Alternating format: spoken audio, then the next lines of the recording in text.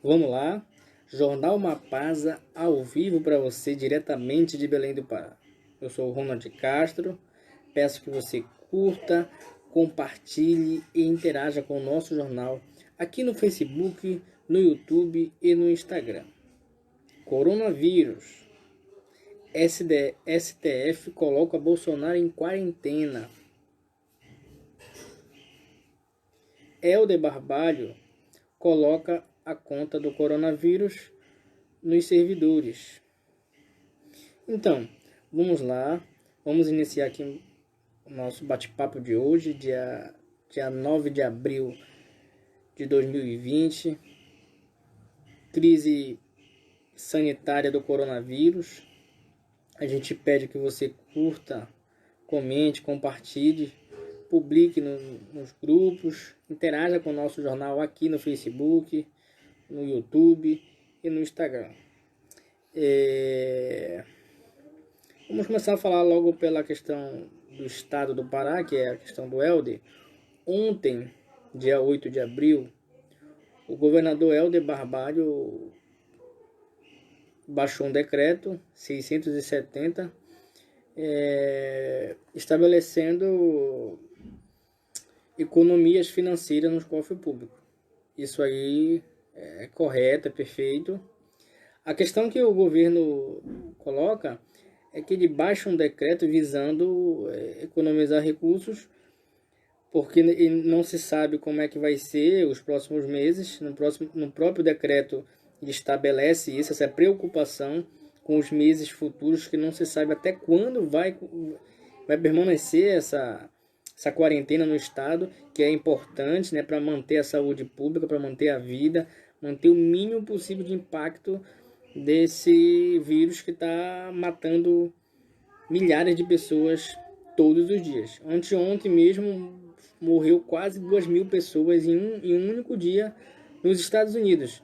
Na Espanha e Itália, praticamente todos os dias morrem em torno de 600 a 700 pessoas. Então, a quarentena não se sabe até quando ela vai durar, e o governo usa o argumento de que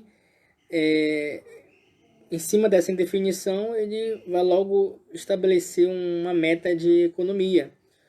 E ele suspende algumas gratificações, principalmente dos professores que trabalham em tempo integral. Então,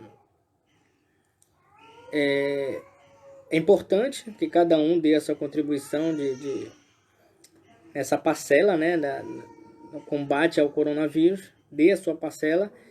Só que, infelizmente, o governo escolhe o pior lugar para retirar dinheiro, que é a questão do servidor.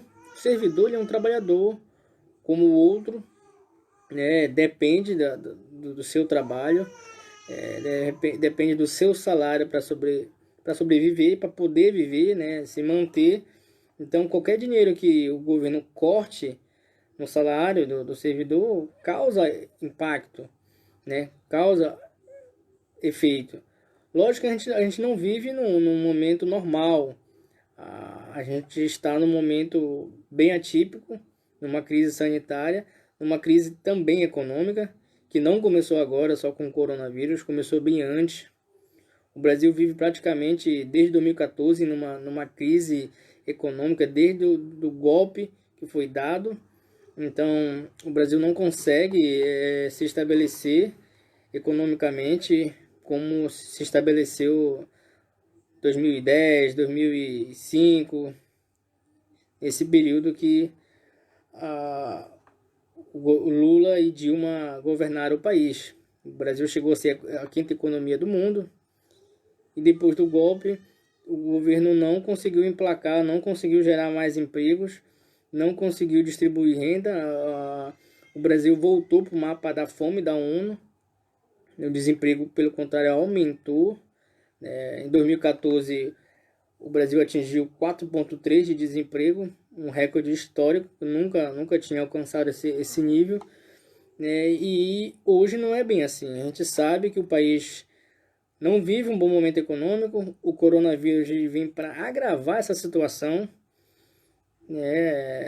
Há estudos aí que o Brasil deve cair pelo menos 5 ou 6% só esse ano de 2020. Tem estudos que apontam números bem maiores, mas uma coisa é certa, né? Que a gente vive numa crise econômica, está vivendo uma crise econômica, uma crise sanitária, mas na hora que o governo decide fazer ajustes fiscais, ele quer jogar na conta de quem não merece pagar essa conta. Para começar, a gente tem o Poder Judiciário, que é uma categoria do funcionalismo público que é muito privilegiada. É um absurdo um juiz, início de carreira, começar ganhando 35 mil reais, fora os benefícios, enquanto um professor, o salário base de um professor, piso nacional, é 2.100 reais. Será que o juiz é tão mais importante que um professor, ao ponto de ganhar 10, 15, 20 vezes a mais que um professor? Então, eu particularmente entendo que o primeiro local, se o governo quer jogar para o servidor público, é jogar para o Poder Judiciário. É o primeiro local. E depois, o nosso parlamento.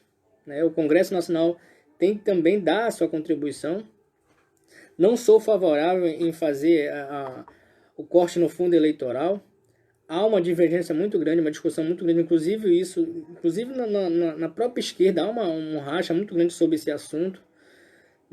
Antigamente se permitia o fundo empresarial, onde as empresas financiavam as campanhas eleitorais. Não se sabia de fato de onde vinham esses recursos. Muitas empresas usavam Caixa 2, mesmo sendo legal, usavam Caixa 2 para não ter que declarar que doou milhões para os partidos, para os políticos. E hoje é proibido a doação empresarial. Hoje, agora, automaticamente, eles usam Caixa 2. O próprio presidente está sendo acusado no TSE, em segredo de justiça, lógico, sobre uma campanha, a campanha de 2018, feita com Caixa 2 de vários empresários.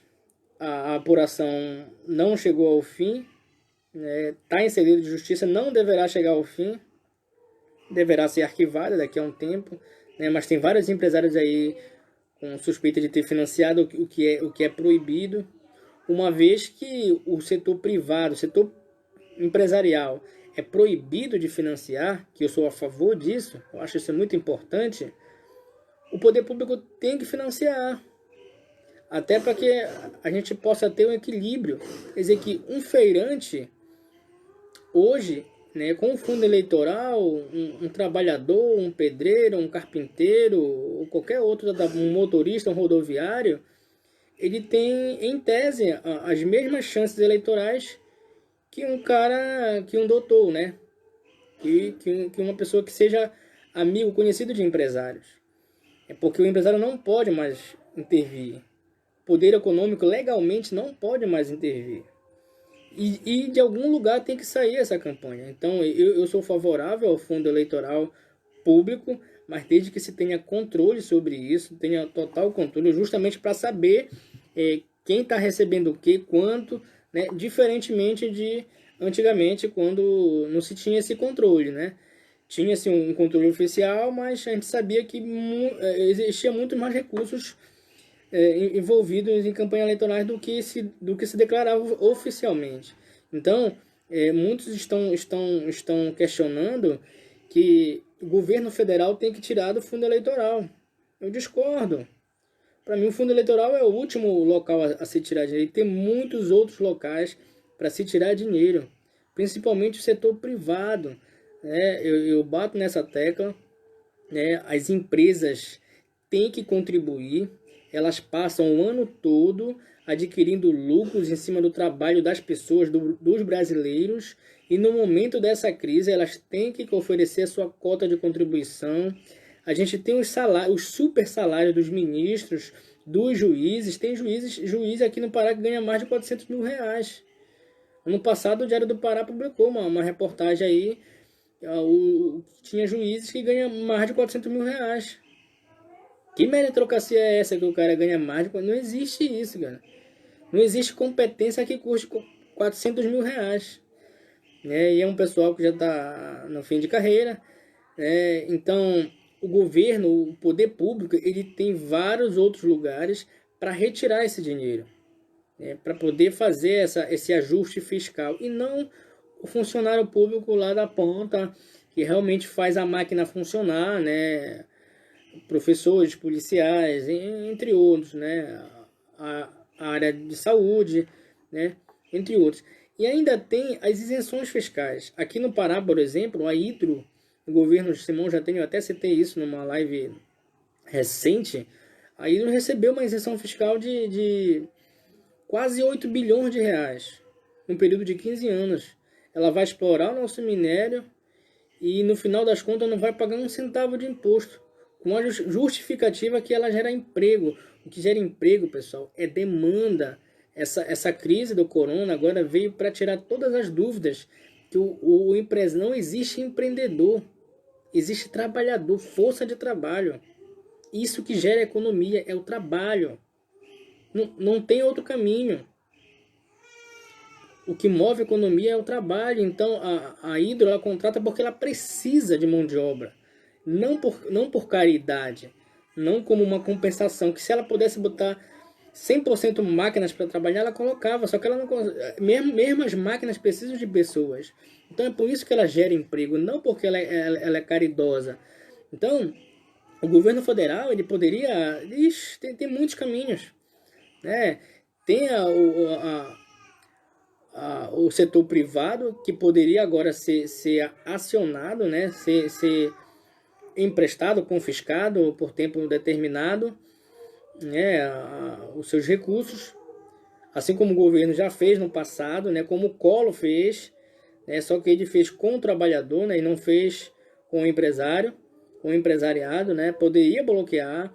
Tem as isenções fiscais do governo federal, a própria Shell, em 2017, a Shell, o Congresso Nacional, o governo Temer, propôs uma isenção fiscal para a Shell, para que quando ela importasse produtos para cá, equipamentos, ela não pagasse imposto durante 30 anos.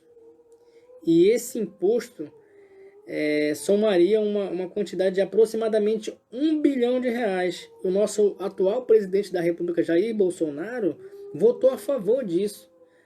A desculpa era a mesma, que a Shell iria investir no Brasil, que a Petrobras era incompetente. Então precisava incentivar ela. Ela vem para cá porque ela quer extrair o nosso petróleo. Não é por caridade, não é para gerar emprego. Se ela puder, ela não gera nem emprego, ela bota tudo máquinas, robôs, mas mesmo assim tem que ter alguns empregos.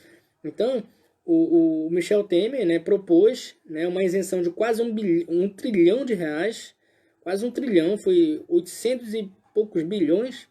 Bolsonaro votou a favor, né? Então tem essas isenções, tem o poder judiciário que você pode reduzir o salário temporário, mesmo que pague depois, né?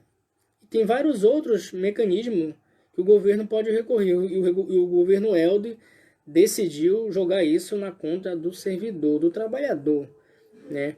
Mas enfim, então a gente vai passar para a segunda pauta, é que ontem o STF colocou o Bolsonaro de quarentena. O ministro Alexandre de Moraes, que foi nomeado pelo Michel Temer, deu uma decisão, uma liminar proibindo o Bolsonaro de suspender a quarentena, de tomar qualquer ação, qualquer atitude que viole, né, as ordens, as recomendações científicas e da OMS.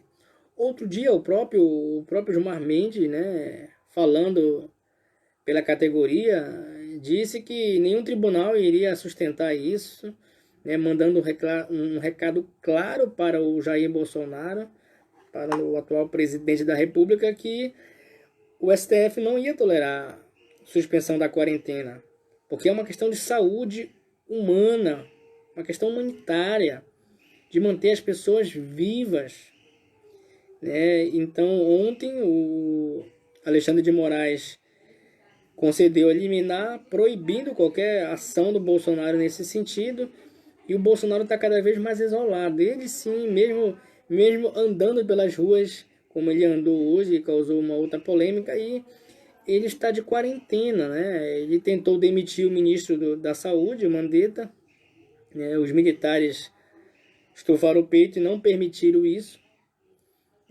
A conversa do bastidor que ele ficou, inclusive, muito aborrecido com isso. Ele está perdendo o poder de voz no STF. Já faz tempo que o STF está tentando fritar ele. O poder de mando dentro do próprio governo, que os militares não estão permitindo ele decidir algo concreto, né? E outro dia eu acompanhei uma fala do Rodrigo Maia, né? Dizendo que seria intolerável uma atitude dessa do Bolsonaro suspender o isolamento e de demitir o atual ministro da Saúde. Então, Bolsonaro está praticamente isolado. Ele tem apenas os seus grupos de fanáticos que ainda o seguem cegamente, né? Mas hoje mesmo saiu uma pesquisa do Datafolha apontando que 17% do eleitorado dele já se disse arrependido de ter votado nele em 2018. E isso, a tendência é só piorar pro lado dele. Então é isso, pessoal. A gente agradece a audiência de todos. Uma boa noite a todos. Amanhã, se for possível, a gente faz uma outra live. Jornal Uma Página. Não se esqueça de comentar, compartilhar, se inscrever nos nossos canais, tanto no YouTube quanto aqui no Facebook e no Instagram, tá? Então, uma boa noite a todos e até mais.